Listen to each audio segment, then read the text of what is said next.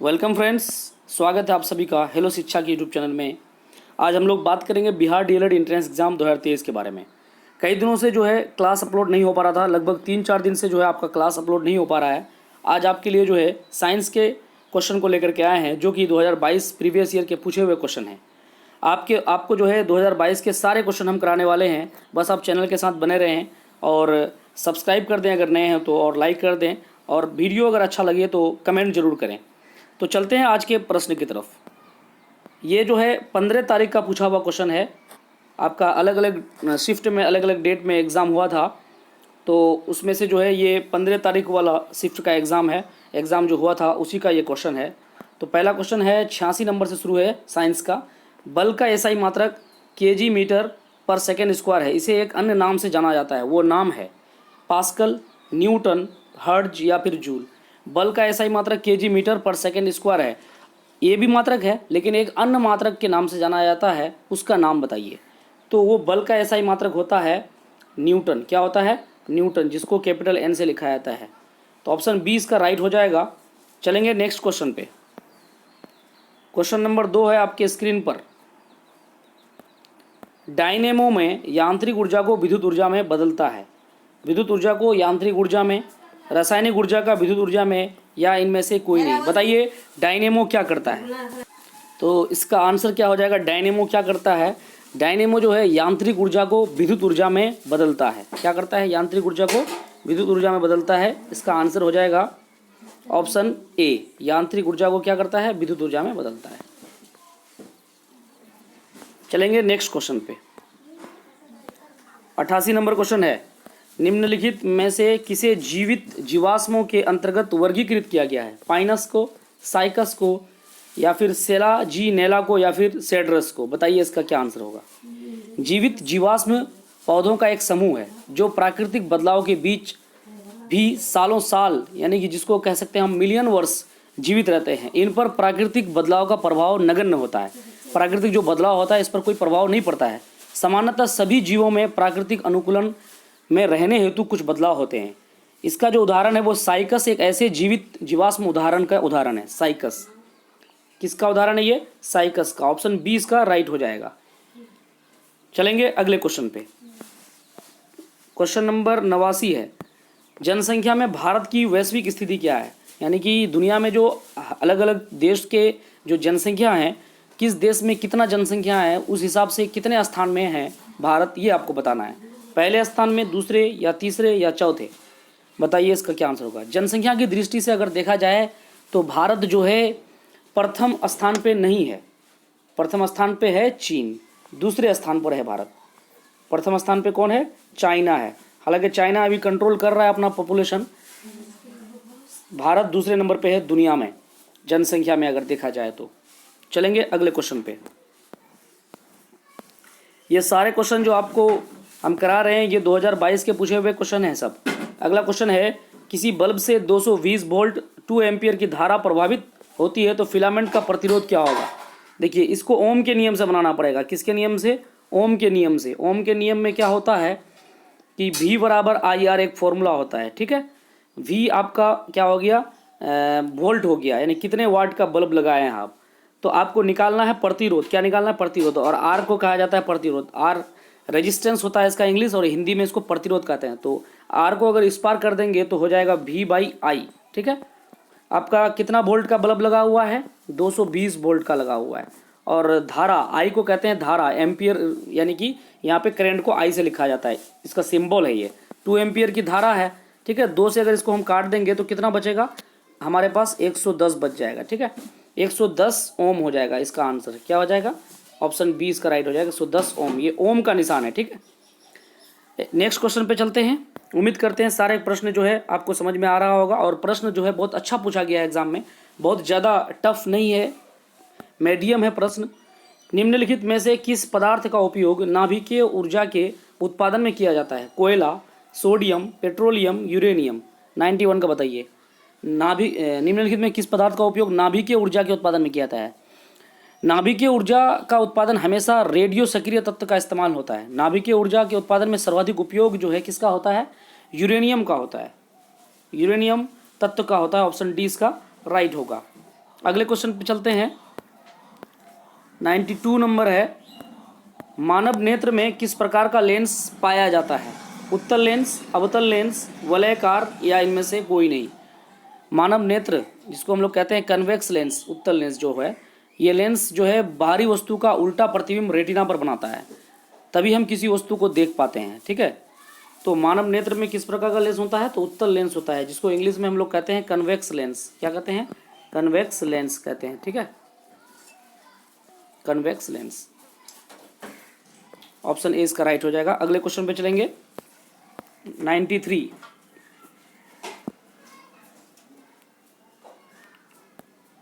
भूकंप के दौरान मुख्य प्रघाती तरंगों से पहले किस प्रकार की ध्वनि उत्पन्न होती है? भूकंप के दौरान, जब भूकंप आता है तो मुख्य प्रघाती तरंग जो होता है से पहले किस प्रकार की ध्वनि उत्पन्न होती है? किस तरह की ध्वनि सुनाई पड़ता है या किस तरह का कंपन होता है? निम्न आवृत्ति की अवस्रब ध्वनि, प्रास्रब ध्वनि, सुनने योग्य ध्वनि या इनमें से कोई नहीं। बताइए, भूकंप के दौरान जो ध्वनि होता है वो निम्न आवृत्ति की अवस्रब ध्वनि होती है। तो इसका आंसर हो जाएगा ऑप्शन ए, निम्न आवृत्ति की अपस्रब ध्वनि। ऑप्शन ए राइट होगा 93 का। नेक्स्ट क्वेश्चन पे चलेंगे। 94, जब एथेनॉल सोडियम के साथ क्रिया करता है तो निम्नलिखित में से कौन सी गैस निकलती है? CO2, H2, O2 या N2। जब एथेनॉल जो है क्या करता है? सोडियम के साथ अभिक्रिया करता है तो सोडियम इथोक्साइड का निर्माण होता है तथा हाइड्रोजन गैस बाहर निकलती है। हाइड्रोजन गैस बोले तो H2।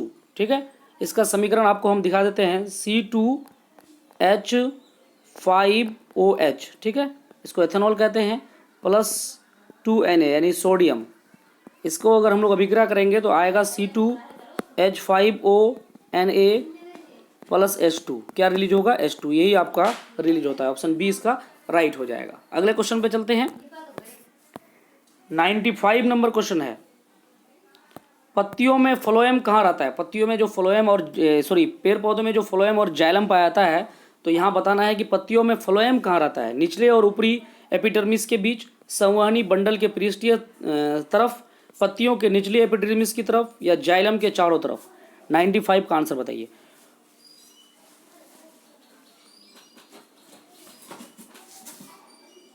फ्लोएम जो है पौधे के पत्तियों के निचले एपिडर्मिस की तरफ रहते हैं, निचले एपिडर्मिस की तरफ रहते हैं। तो इसका आंसर हो जाएगा ऑप्शन ए, निचले एपिडर्मिस, निचले और ऊपरी एपिडर्मिस के बीच रहते हैं।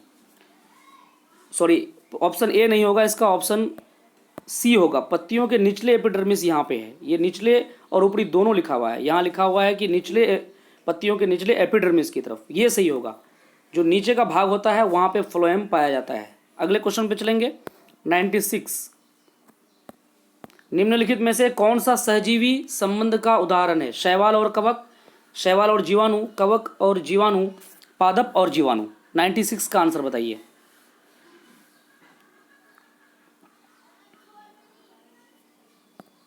तो इसका आंसर हो जाएगा ऑप्शन ए, निम्नलिखित में से कौन सहजीवी का संबंध। सहजीवी का मतलब होता है कि एक दूसरे से जो है अपना भोजन प्राप्त कर लेते हैं, ये उन पर जो है ग्रोथ करते हैं, चढ़ करके, बढ़ करके, जैसे भी हो, तो एक दूसरे का जो है वो क्या बन जाता है? भोजन बन जाता है।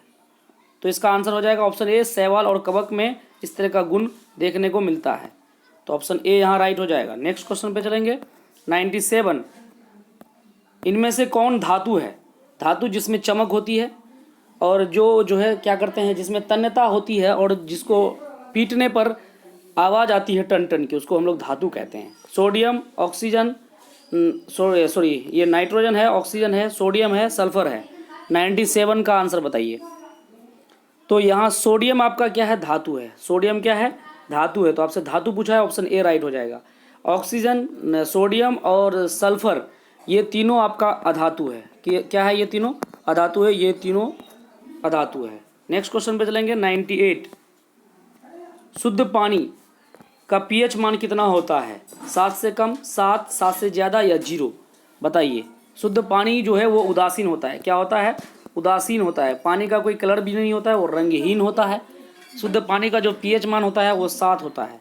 अगर 7 से ज़्यादा होगा तो क्षारीय हो जाएगा और 7 से कम होगा तो अम्लीय हो जाएगा। ठीक है, जो पीएच स्केल होता है उसमें 1 से लेकर के 14 तक मान लिखा हुआ रहता है। अगले क्वेश्चन पे चलेंगे।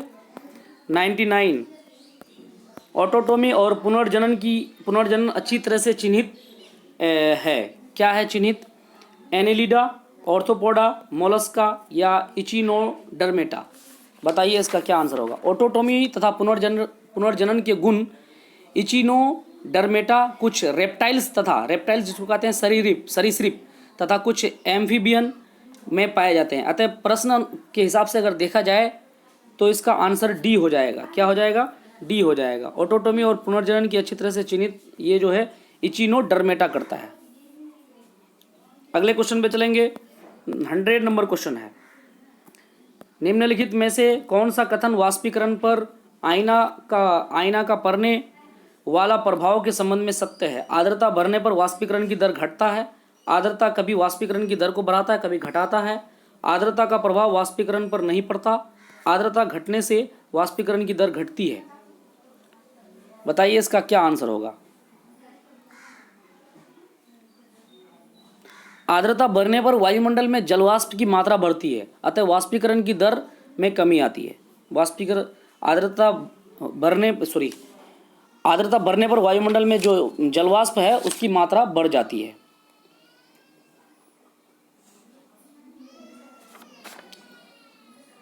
आर्द्रता बढ़ने पर वाष्पीकरण की दर क्या हो जाता है? घट जाता है। ऑप्शन ए इसका राइट हो जाएगा। नेक्स्ट क्वेश्चन पे चलेंगे। 101 नंबर क्वेश्चन है। एक गाड़ी का ओडोमीटर क्या मापता है? गाड़ी द्वारा तय की गई दूरी, विस्थापन, औसत वेग या त्वरण। बताइए इसका आंसर। एक गाड़ी का ओडोमीटर गाड़ी द्वारा तय की गई दूरी मापता है। क्या मापता है? गाड़ी द्वारा तय की गई दूरी। आपके गाड़ी के हेडलाइट के ऊपर में रहता है ये। आप कितना गाड़ी को चलाते हैं वो यहाँ पे मीटर जो है उठते जाता है। अगले क्वेश्चन पे चलेंगे। 102 नंबर क्वेश्चन है। निम्न में से कौन सी क्रांति ने खाद्यान्नों उत्पादन की वृद्धि में सहयोग किया? हरित क्रांति, श्वेत क्रांति, नील क्रांति या उपयुक्त सभी। बताइए। 102 खाद्यान्न की अगर बात करेंगे, खाद्यान्न की बात करेंगे तो हरित क्रांति इसका आंसर हो जाएगा। फसल वगैरह उत्पादन में जो वृद्धि होता है उसके लिए भी हरित क्रांति ही जिम्मेदार है। ऑप्शन ए इसका राइट हो जाएगा। नेक्स्ट क्वेश्चन पे चलते हैं। पृथ्वी के वायुमंडल में कार्बन डाइऑक्साइड गैस की मात्रा कितनी होती है? 0.03%, 0.4%, 0.5 या 0.15%। तो कार्बन डाइऑक्साइड कितना होता है? 0.03%। और नाइट्रोजन जो होता है वो 78% होता है और ऑक्सीजन होता है लगभग 21%। ठीक है, मेन गैस यही है। बाकी बहुत सारा गैस है जिनकी मात्रा जो है बहुत कम है। चलेंगे अगले क्वेश्चन पे। अगला क्वेश्चन है 104 नंबर। मोल इकाई है किसका? मोल MOLE शॉर्ट में MOL लिखा जाता है। पदार्थ की मात्रा, ज्योति तीव्रता, विद्युत धारा या पदार्थ का घनत्व। पदार्थ की मात्रा को जो मापते हैं उसका जो इकाई है वो मोल है। ऑप्शन ए यहाँ पे बिल्कुल राइट हो जाएगा। अगले क्वेश्चन पे चलेंगे। 105 नंबर क्वेश्चन है। माइटोकॉन्ड्रिया की संख्या अधिक होगी अंकुरित बीज में, सुप्त बीज में, सूखे बीज में या इनमें से कोई नहीं। माइटोकॉन्ड्रिया की संख्या सबसे अधिक होगी कहाँ पर? तो वो होती है अंकुरित बीज में। जो बीज अंकुरित होता है उसमें जो है माइटोकॉन्ड्रिया अधिक संख्या में होता है। ऑप्शन ए यहाँ बिल्कुल करेक्ट हो जाएगा। आपका जो है 20 क्वेश्चन यहाँ पे पूरा हो गया और उम्मीद करते हैं सारे प्रश्न आपको समझ में आ गया होगा। 2022 के सारे क्वेश्चन पूछे हुए हैं। इसी तरह से आपको और भी सेट कराने वाले हैं। रीजनिंग का भी आपको जो है कल वीडियो इसका अपलोड हो जाएगा। उसके बाद सोशल साइंस का, हिंदी का, सारे सब्जेक्ट का वीडियो जो है अपलोड होते रहेगा। आपको अगर वीडियो अच्छा लगा तो लाइक कर दीजिएगा और कमेंट कर दीजिएगा, दोस्तों के साथ शेयर कीजिएगा। थैंक यू, धन्यवाद।